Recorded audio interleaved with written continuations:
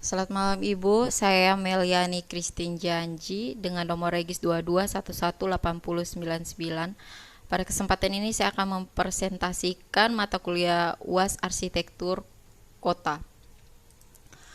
8 elemen perancangan kota menurut Hamid Sirvani. Setiap perancangan kota harus memperhatikan elemen-elemen perancangan yang ada sehingga nantinya kota tersebut akan mempunyai karakteristik yang jelas. Menurut Hamid Sirvani dalam bukunya Urban Design Process, terdapat 8 macam elemen yang membentuk sebuah kota, yakni yang pertama, tata guna lahan. Tata guna lahan adalah elemen kunci dalam perancangan kota. Tata guna lahan berfungsi sebagai rencana dasar 2 dimensi yang menjadi acuan ruang 3 dimensi dibentuk. Yang kedua, bentuk dan masa bangunan, building form atau meshing, membahas mengenai bagaimana bentuk dan masa-masa bangunan yang dapat membentuk suatu kota serta bagaimana hubungan antar masa atau banyak bangunan yang ada. Yang ketiga, ruang terbuka. Berbicara tentang ruang terbuka atau open space, selalu menyangkut landscape, elemen-elemen terdiri dari elemen keras atau hardscape seperti jalan, trotoar, bebatuan, dan sebagainya, serta elemen lunak, softscape, berupa tanaman dan air. Parkir dan sirkulasi. Sirkulasi adalah elemen perancangan kota yang secara langsung dapat membentuk dan mengontrol pola kegiatan kota. Tempat parkir mempunyai pengaruh langsung pada suatu lingkungan, yaitu pada kegiatan komersial di daerah perkotaan, dan mempunyai pengaruh visual pada beberapa daerah perkotaan. Yang kelima, jalur pejalan kaki. Elemen pejalan kaki harus dibantu dengan interaksi pada elemen-elemen dasar tata kota dan harus berkaitan dengan lingkungan kota dan pola-pola aktivitas serta sesuai dengan rencana perubahan atau pembangunan fisik kota di masa mendatang. Yang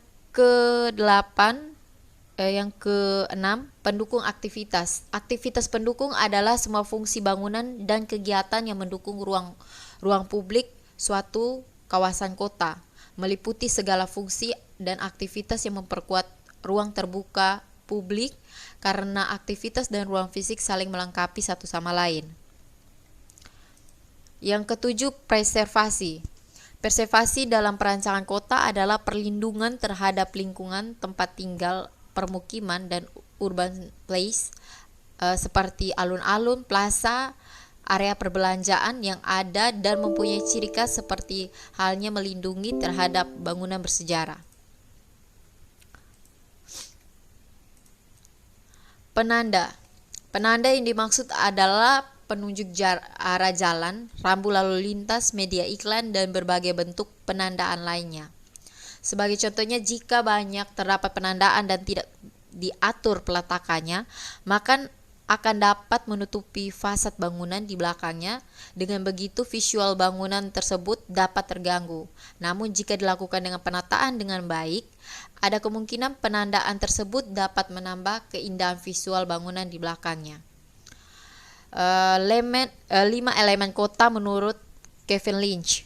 Salah satu aspek kuat yang dapat menjadi branding suatu kota adalah citra kota yang merupakan suatu gambaran khas yang melekat pada kota yang dapat menciptakan representasi kota bagi penduduk maupun pengunjung. Kelima elemen ini digunakan untuk membentuk mentai map atau peta mentai atau digunakan untuk memudahkan mengingat atau merekam elemen-elemen fisik dalam suatu kota. 5 elemen itu terdiri dari jalur, tepian, kawasan, simpul, dan penanda. Elemen pertama yaitu elemen path atau jalan atau jalur.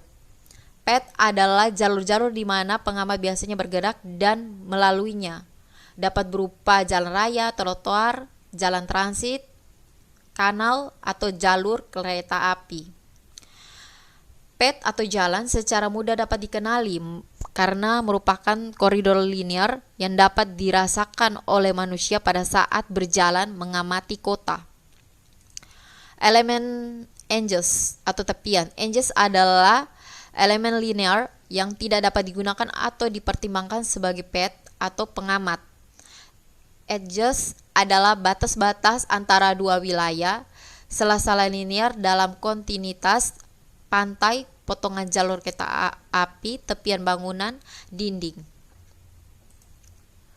Yang ketiga, elemen distrik. Distrik adalah kawasan kota yang bersifat dua dimensi dengan skala kota menengah sampai luas, di mana manusia merasakan masuk dan keluarnya dari kawasan yang berkarakter beda secara umum.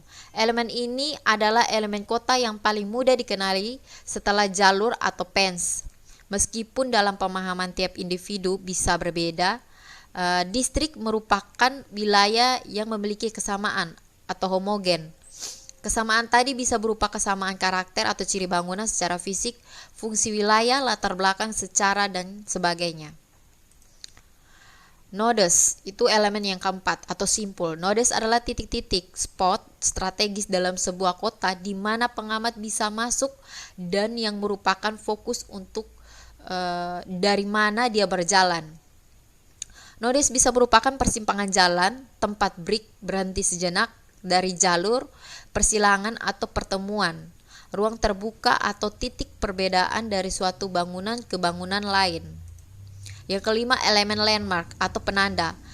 Penanda atau landmark adalah titik acuan di mana si pengamat tidak memasukinya, mereka adalah di luar. Landmark biasanya merupakan benda fisik yang didefinisikan dengan sederhana seperti bangunan, tanda toko atau pegunungan.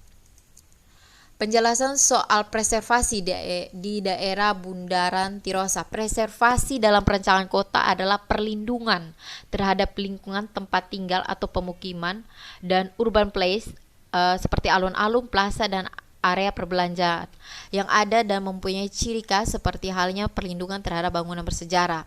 Dalam wilayah Bundaran Tirosa bersifat preversi karena menyajikan perkumpulan seperti plaza yang dihadirkan berupa Himart dapat mendukung semua kegiatan ekonomi kecil dan besar di sekitar kawasan.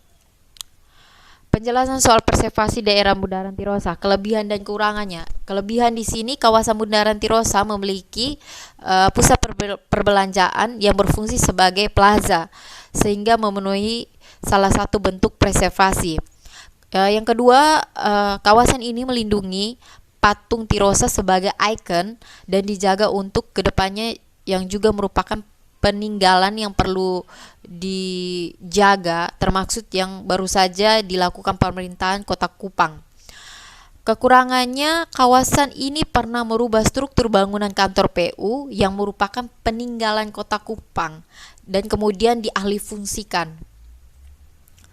Pemecahan masalahnya di sini, untuk memenuhi kebutuhan preservasi perlu disadarkan pada semua aspek pemerintahan Kota Kupang dan masyarakat akan pentingnya perlindungan pada seluruh peninggalan Kota Kupang.